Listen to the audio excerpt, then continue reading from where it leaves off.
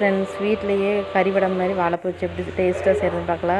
50 gram பொட்டுக்கடலை, 2 பச்சை மிளகா, 1 டேபிள் ஸ்பூன் பெருஞ்சீரகம், மிக்ஸி ஜாரில் ஒரு சுற்றிட்டு இது வாழைப்பூ வந்து க்ளீன் பண்ண வச்ச வாழைப்பூ போட்டு 1 டேபிள் ஸ்பூன் இஞ்சி பூண்டு பேஸ்ட்டு, 10 சின்ன வெங்காயம் குட்டி குட்டியாக கட் பண்ணது. நான் பட்டை கிராம்பு add பண்ணாதனால 1 table spoon garam masala add பண்ணுறேன். ஒரு கையளவு வந்து கருவேப்பிலை, கொஞ்சமாக கொத்தமல்லி தழை போட்டு ஆட் பண்ணிக்கணும். ஆனால் கொஞ்சம் தேவையான உப்பு போட்டு இந்த மாதிரி கொஞ்சம் ஒரு ரொம்ப நெய்ஸாக இல்லாமல் இந்த மாதிரி ஓரளவுக்கு பருபருன்னு அரைக்கணும். அப்புறம் கடாய் வச்சது, கடாயில் ஆயில் தேவையான ஊற்றிட்டு ஆயில் ஹீட் ஆனதுமே வடை மாதிரி தட்டி எடுக்கணும். சூப்பராக சுவையாக இருக்கும். இந்த சேனலை பிடிச்சிருந்தால் லைக் பண்ணுங்கள், கமெண்ட் பண்ணுங்கள், சப்ஸ்கிரைப் பண்ணுங்கள் ஃப்ரெண்ட்ஸ். கூடவே பெல் ஐக்கானை கிளிக் பண்ணிக்கோங்க.